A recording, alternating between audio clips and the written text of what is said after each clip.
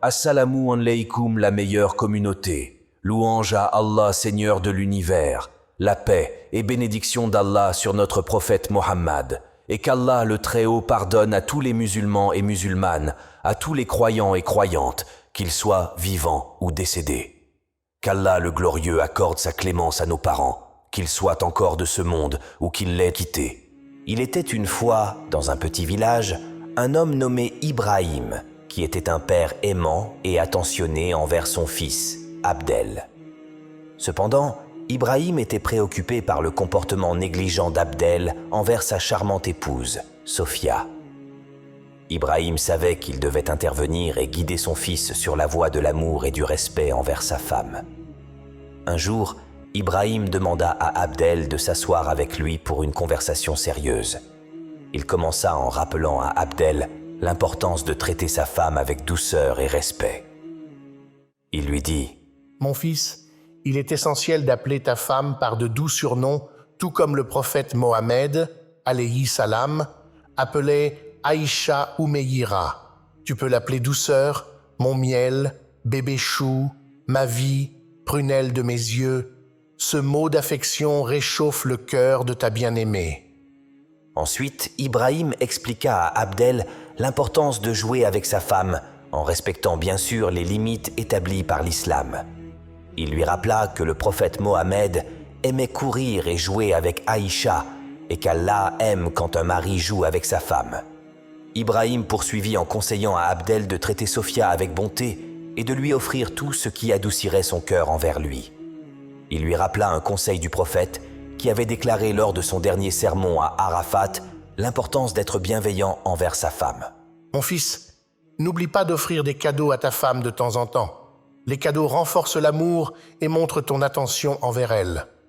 Les femmes apprécient les hommes attentionnés. » dit Ibrahim à Abdel. Ibrahim continua en expliquant l'importance des préliminaires dans les relations intimes avec sa femme. Il conseilla à Abdel d'apprendre à bien satisfaire sa femme en cherchant à connaître ses points faibles et en s'assurant toujours de sa satisfaction. Il lui rappela que le prophète Mohammed avait recommandé de ne jamais avoir de relations intimes sans préliminaires. En plus de cela, Ibrahim encouragea Abdel à aider Sophia dans les tâches domestiques, comme cuisiner, laver, ranger la maison et s'occuper des enfants, lorsque cela était possible. Il lui dit que c'était une pratique recommandée par le prophète Mohammed, paix et bénédiction sur lui. Ibrahim souligna également l'importance d'honorer les parents de Sophia et de leur faire des cadeaux de temps en temps. « Mon fils, en honorant ses parents, tu gagneras le respect et l'amour de ta femme. Allah aime ceux qui sont reconnaissants envers les autres.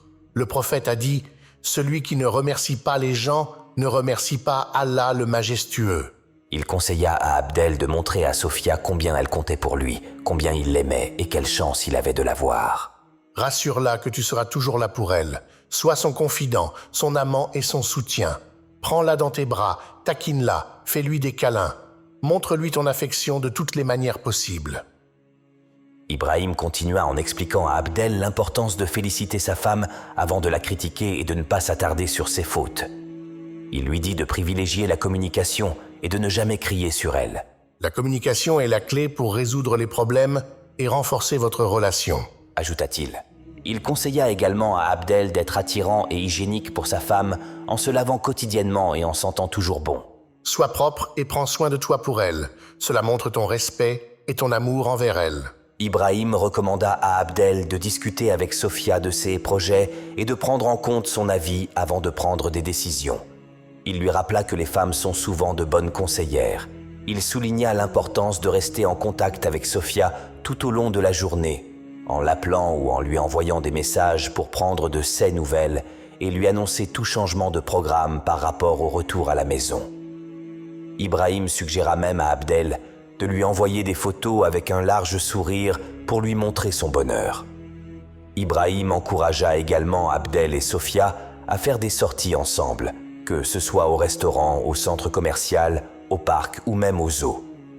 Il souligna l'importance de rompre la routine et de passer des moments privilégiés à deux.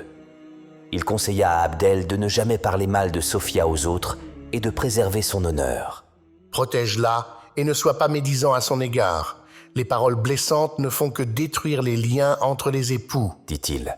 Ibrahim souligna l'importance d'enseigner la religion à Sophia ou de prendre des dispositions pour qu'elle puisse l'apprendre. Il suggéra de lire le Coran ensemble, d'étudier les hadiths et les livres islamiques pour renforcer leur foi commune. Il poursuivit en exhortant Abdel à éviter toute forme de violence envers sa femme, que ce soit physique ou morale.